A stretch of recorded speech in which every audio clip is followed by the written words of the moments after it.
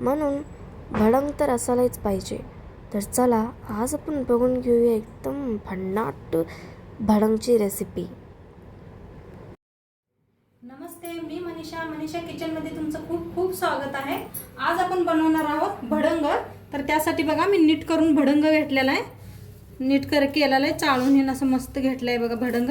आता ह्या भडंगला आपण भाजून घेऊया, भाजून घेऊया. तर गॅसवर ठेवले मी कढाई, थोडं थोडं घालून आपण थोडंसं याला भाजून घेऊया.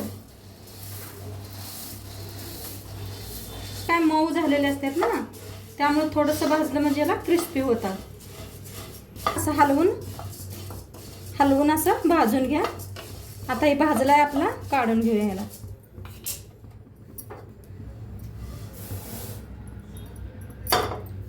बघा मी सगळं भाजून घेतलंय. कढाईत वतूया तेल.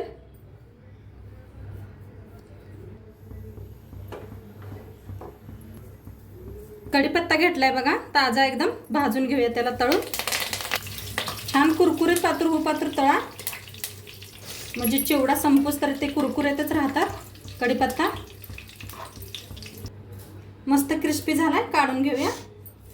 आता चिरमुऱ्यावरच टाकून देऊया, ह्याला वतूया. घेतलेत बघा शेंगदाणे बी, तळून घेऊया.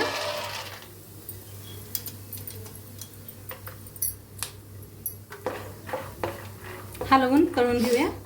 शेंगदाणे मस्त चांगले तळलेत आपले, कुरकुरीत, काढून घेऊया. आणि हे चिरमुऱ्यावरच घालून घेऊया. आता घेतलाय बघा लसूण. असं लसूण पुरा सोललेला नाही आपण, ह्याला बी तळून घेऊया तेलात. तळाया काढून घेऊया ह्याला बी.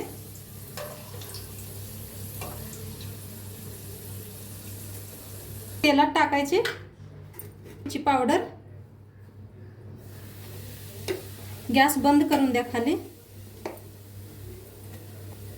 2 चम्मच चवीप्रमाणे मीठ, साखर बारीक करून घेतल्या, मोठी साखर,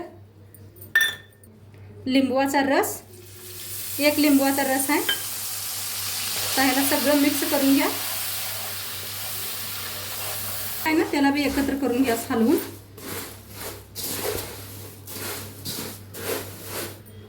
आणि हे मसाला आता ह्याच्यावर वतून घेऊया. हलवून घेऊया, ह्याला मिक्स करूया. आपला भडंग बनवून तयार आहे. मस्त झालाय ना, बघू शकताय. आणि नक्की सांगा व्हिडिओ कसं वाटलं. आणि व्हिडिओला सबस्क्राईब करा, लाईक करा, शेअर करा, कमेंट करा. आणि असंच नवीन रेसिपी आपण घेऊन येऊया. तोंडपातूर बाय.